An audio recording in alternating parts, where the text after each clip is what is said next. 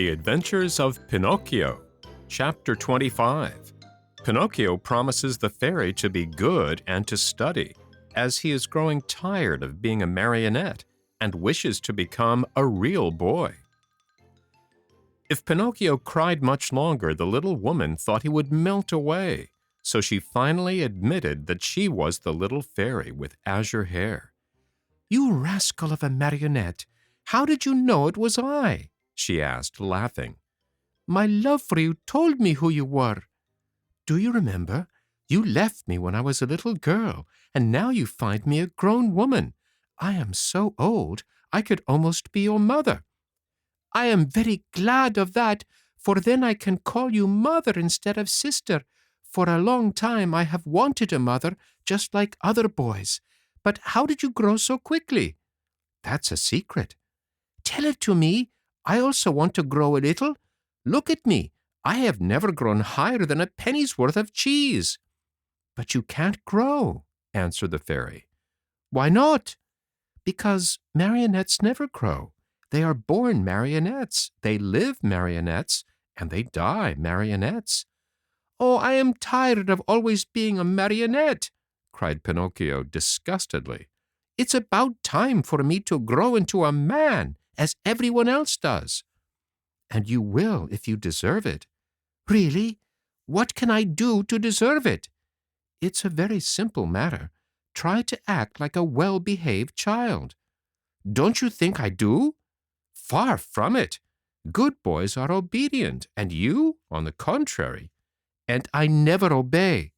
"Good boys love study and work, but you—" "And I, on the contrary, am a lazy fellow and a tramp all year round." "Good boys always tell the truth, and I always tell lies." "Good boys go gladly to school, and I get sick if I go to school.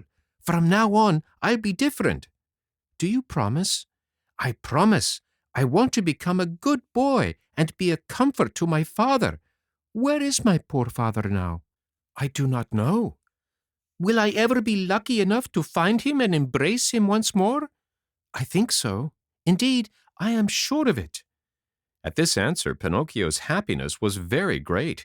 He grasped the fairy's hands and kissed them so hard that it looked as if he had lost his head. Then, lifting his face, he looked at her lovingly and asked, "Tell me, little mother, it isn't true that you are dead, is it?" "It doesn't seem so," answered the fairy, smiling. "If you only knew how I suffered and how I wept when I read, 'Here lies—' I know it, and for that I have forgiven you. The depth of your sorrow made me see that you have a kind heart. There is always hope for boys with hearts such as yours, though they may often be very mischievous. This is the reason why I have come so far to look for you. From now on, I'll be your own little mother." "Oh, how lovely!" cried Pinocchio, jumping with joy. "You will obey me always and do as I wish?" "Gladly, very gladly, more than gladly." "Beginning tomorrow," said the fairy, "you'll go to school every day." Pinocchio's face fell a little. "Then you will choose the trade you like best." Pinocchio became more serious. "What are you mumbling to yourself?" asked the fairy. "I was just saying," whined the marionette in a whisper, "that it seems too late for me to go to school now." "No, indeed. Remember, it is never too late to learn." "But I don't want either trade or profession." "Why?" "Because work wearies me."